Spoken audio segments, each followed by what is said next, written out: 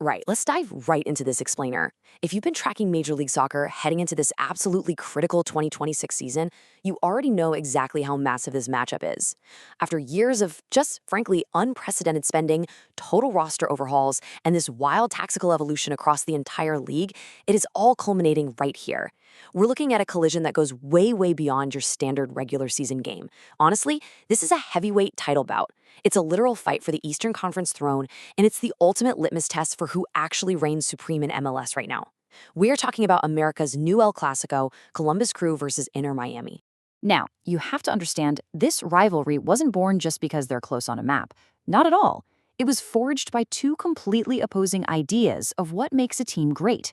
On one side, you've got the Columbus machine. This is a gritty, blue-collar squad obsessed with their system.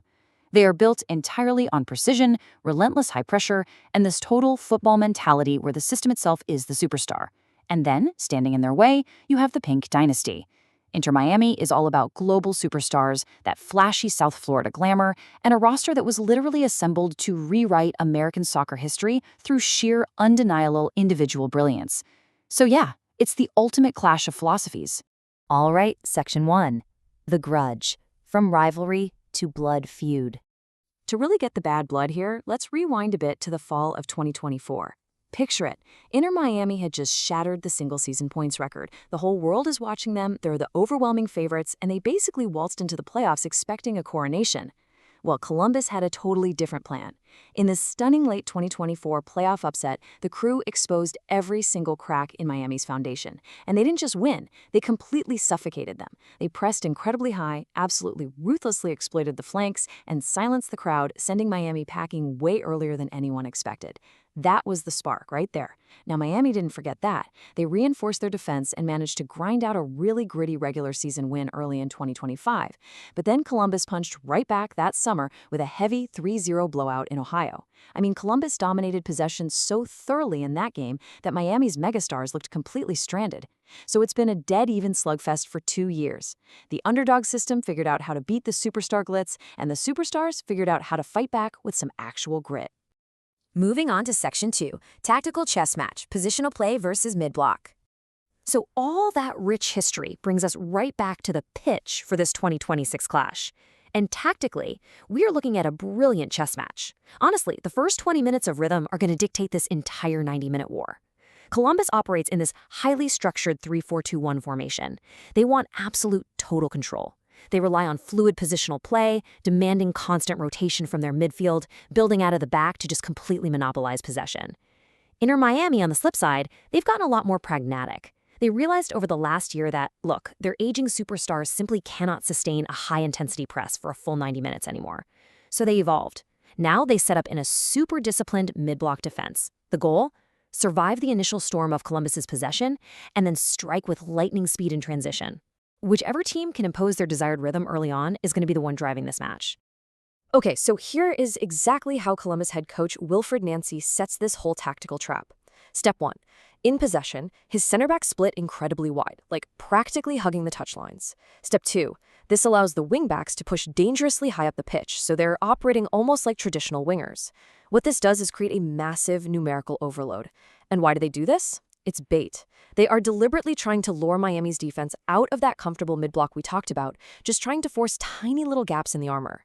And the second Miami takes the bait and steps up to press, Columbus strikes vertically with devastating, perfectly rehearsed precision.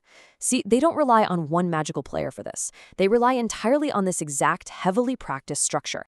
Which brings us to Section 3, Key Gladiators, the Difference Makers.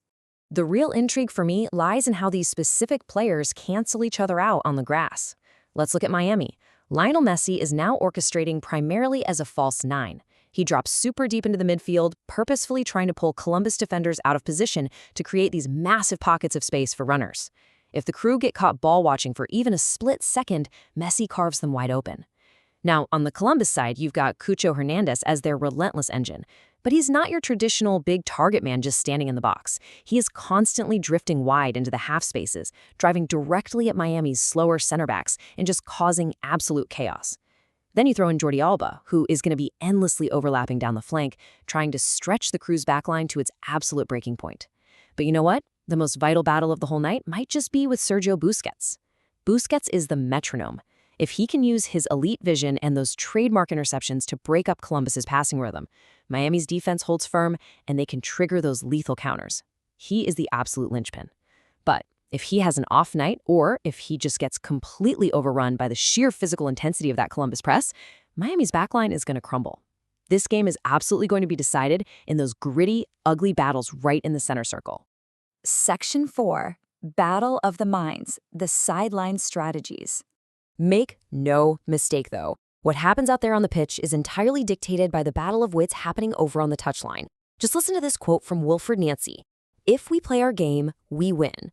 I mean, that tells you everything you need to know about the Columbus manager. The guy is a philosopher, and he is stubborn in the absolute best way possible. There's this famous anecdote about Nancy from a crucial match a few seasons ago. His team goes down 2-0 early. Now, most managers would panic, right? Throw on some extra defenders, abandon the shape. Not Nancy. He actually doubled down, demanding his team pass the ball even more strictly out of the back. And you know what? That stubbornness paid off with a massive comeback win. He rarely, if ever, changes his system based on who the opponent is. He demands bravery, patience, and constant movement from his squad, no matter how dangerous the other team is. So, contrasting Nancy's super bold, uncompromising highline, you have the Inter Miami coaching staff, and they are incredibly pragmatic. While Nancy refuses to change his shape, Miami is tactically flexible. Depending entirely on the flow of the game and, frankly, the stamina of their older stars, they're totally willing to switch seamlessly between a back four and a back five. They are perfectly content to just sit a little bit deeper, absorb all that pressure Columbus throws at them, and just wait for that one perfect moment to hit on the counter. So the ultimate question here is, does Nancy's uncompromising boldness pay off once again? Or does Miami's pragmatic evolution let them find that perfect knockout counterpunch right around the 65th minute? And finally, Section 5. The ultimate stakes: shield, statement, and legacy. So all this tactical nuance, all this historical bad blood, it all leads us to the ultimate stakes for this 2026 season. Both of these squads are currently neck and neck in the race for the Supporters' Shield, meaning a win here delivers a massive psychological blow. Think about the contrasting resources for a second. If Columbus pulls off a victory, it's the ultimate validation of their entire philosophy. It proves beyond a shadow of a doubt that a meticulous, rigorously trained system is completely sustainable. It proves you don't actually need to spend hundreds of millions of dollars on a roster full of global Galacticos to conquer the league. It is David defeating Goliath, but doing it with a better blueprint. On the flip side, a Miami victory cements their dynasty. It permanently silences those critics and doubters who keep claiming the superstar roster is too old or that they choke when the pressure is highest and the lights are the brightest. So as you can see, this isn't just a soccer game. It is a profound statement about the very future of the league itself. It is structure versus instinct, Midwest grit going head-to-head with South Florida glamour.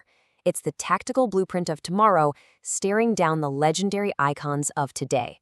Whoever walks away with the 3 points here, they are setting the absolute gold standard for Major League Soccer going forward. Which leaves us with this final, defining question to ponder as we head toward kickoff. Does the ultimate power in Major League Soccer truly lie in the unmatched brilliance of the individual, or the relentless perfection of the system? We are about to find out. Thanks for joining me for this explainer, and I'll catch you next time.